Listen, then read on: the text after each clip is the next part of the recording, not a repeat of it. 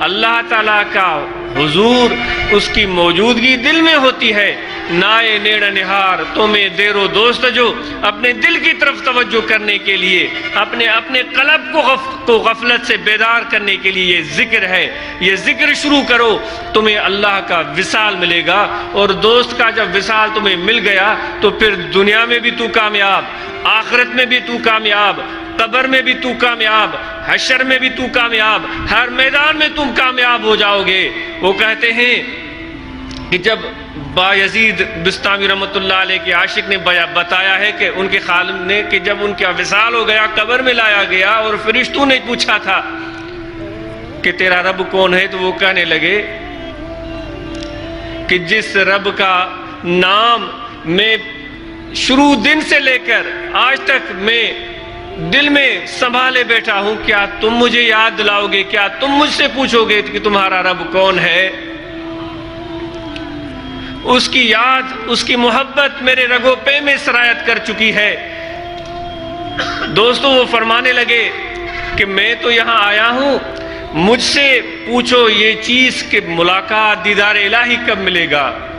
میں ان کی دیدار اور ان کی محبت اور ان کے عشق میں یہاں آیا ہوں، ان کی محبت اور ان کی تلاش میں یہاں پہنچا ہوں کہ اگر موت بھی مجھے ملی ہے تو وہ بھی میرے لیے اعزاز ہے، میں تو دیدار الہی کا متلاشی ہوں۔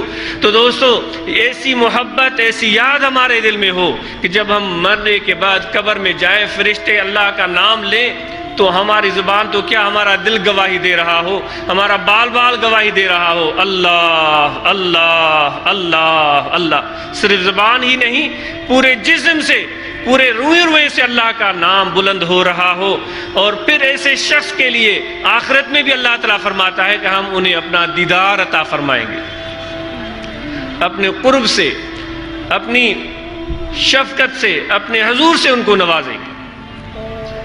تو آج ہم اس مقصد کے لیے یہاں آئے ہیں، اس یاد الہی کو اپنے دل میں روشن کریں۔ اس دل میں جب اللہ کی یاد آ جائے گی، اللہ تعالیٰ کی محبت آ جائے گی تو اللہ سے بھی پیار ہوگا، خدا کے بندوں سے بھی پیار ہوگا۔ جب اللہ کی مخلوق سے تم محبت کرو گے تو اللہ تم سے محبت کرے گا۔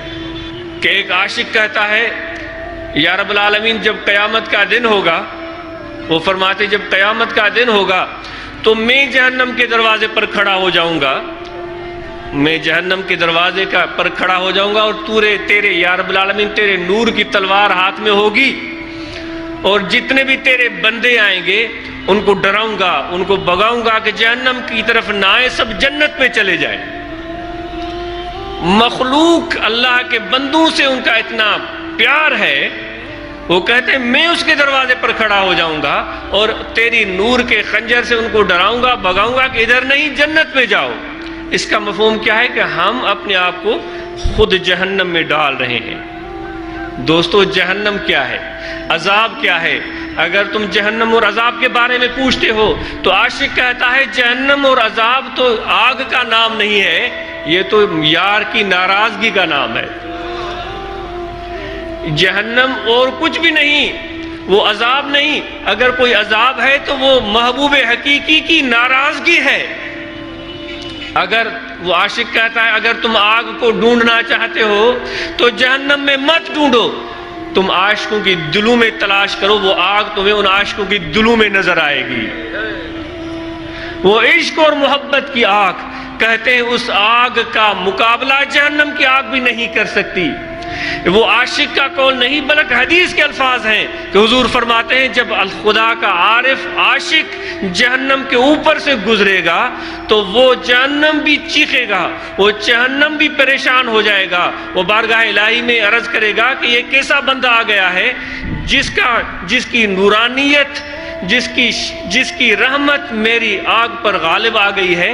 روح روح یا مومن اطفا نور کا ناری، تیری یہ جو محبت ہے اور عشق والی آگ ہے وہ میرے آگ کو ٹھنڈا بنا رہی ہے، تم گزر جاؤ۔ تو اصلی آگ جو ہوتی ہے وہ عشق کی آگ ہے، وہ جہنم تو در حقیقت وہ اس آگ کے آگے کا کوئی حیثیت ہی نہیں رکھتا۔ تو ڈرنا جہنم سے چاہیے یا اللہ کی ناراضگی سے ڈرنا چاہیے؟ بلکہ یہاں تک کہ کہ وہ عاشق کہتے ہیں کہ یا رب العالمین مخلوق خدا کو جہنم میں ڈالنے کے بجائے مجھ کو ابو الحسن خرقانی فرماتے ہیں کہ میں تیار ہوں یا رب العالمین مجھے جہنم میں ڈال دیا جائے، تیری ساری مخلوق سکون اور آرام میں رہے. کیونکہ وہ عاشق و عارف جانتے ہیں کہ عاشق عارف جہاں ہوتا ہے جہنم میں بھی چلا جائے تو وہ جہنم بھی گلزار بن جاتا ہے. حضرت ابراہیم خلیل اللہ کا واقعہ آپ نے نہیں سنا؟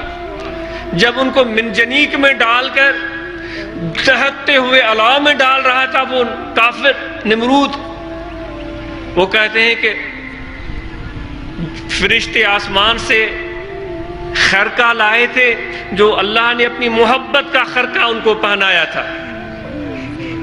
وہ صوفی کا لباس، وہ خرقہ، اس کا دلیل وہاں سے بھی لیتے ہیں کہ ان کو پہنا دیا گیا تھا کہ آج تمہیں یہ خرقہ خلت مل گیا ہے، یہ پہن لو.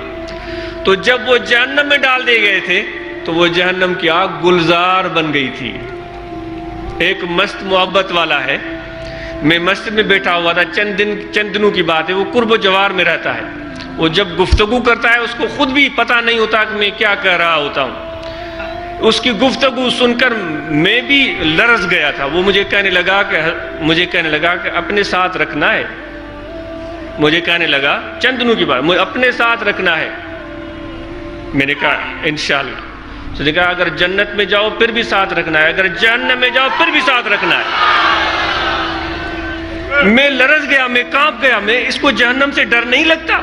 وہ کہنے لگا اگر جنت میں جاؤ پھر بھی ساتھ لے جانا ہے، اگر جہنم میں جاؤ پھر بھی ساتھ لے جانا ہے. تو اس کی بات، سچی بات یہ ہے کہ اتنی گہری بات اس دوست نے کہی تھی. وہ یہاں موجود ہوگا کہ میں اس کی بات کو اس لمحے نہیں سمجھ سکا. میں سوچتا رہا یہ کیا کہہ رہا ہے. پھر مجھے وہ حدیث یاد آئی کہ حضور فرماتے ہیں کہ وہ جب اللہ کے محبت کرنے والے جہنم میں جائیں گے تو جہنم بھی گلزار بن جائے گا. میں تو کچھ بھی نہیں ہوں، تو میں تو سراپا تقصیر ہوں، میں تو عیبوں میں بھرا ہوا ہوں، میں تو گناہ گار ہوں. یہ اس دوست کا اس نے زن تھا میرے اندر من دانم، میں جو کچھ ہوں میں جانتا ہوں. تو دوستو جہنم سے ڈرنے کے بجائے یار کی ناراضگی کا خوف تمہارے دل میں ہونا چاہیے.